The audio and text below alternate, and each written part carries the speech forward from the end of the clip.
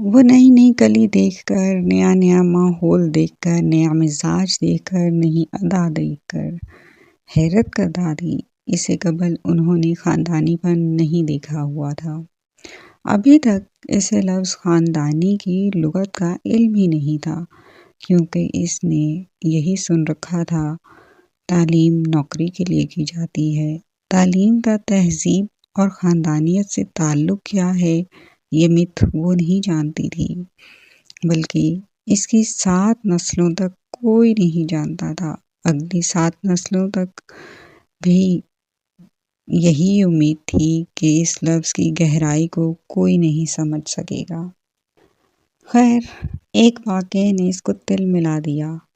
اتنی آزاد منش لڑکی، ضرور خراب شراب بھی ہوگی، مزہ آ جائے گا، مگر کیا ہمسائی آنٹی، اوہو کیا ہمسائی آنٹی اس غریب لڑکی کو اپنے بیٹے کے لیے رشتے کی بات کر گئی ہیں۔ یہ بات اسے ہضم نہیں ہو رہی تھی۔ ماما، ان کو میں نظر نہیں آئی؟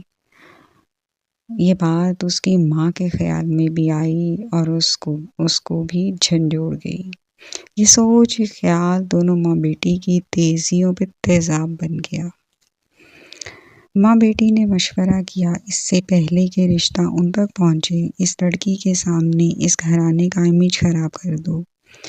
وفادار سے لوگ لگتے ہیں، خراب امیج سن کر کبھی شادی کے لیے حامی نہیں بھریں گے۔ آپس میں ملاقات بھی ہوگی تو امیج خراب ہی رہے گا۔ یہی ہوا۔